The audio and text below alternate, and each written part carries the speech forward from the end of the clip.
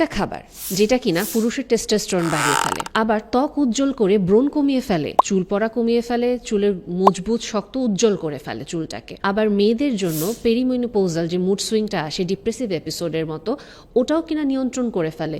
মেনোপৌজাল যে সিমটমগুলো থাকে সেখানেও নাকি এটা অনেকখানি সাহায্য করতে পারে। দুগ্ধদানকারী মায়েদের জন্য বুকের দুধের পরিমাণ পর্যন্ত বাড়িয়ে ফেলে। আবার এই একই উপাদান আপনার ওজন কমাতে আপনাকে সাহায্য করছে। ওজন তো কমাচ্ছে, ক্ষুধা আপনাকে কমিয়ে দিচ্ছে, হজম শক্তি বাড়িয়ে দিচ্ছে, এরকম বিভিন্নভাবে আপনাকে সাহায্য করছে।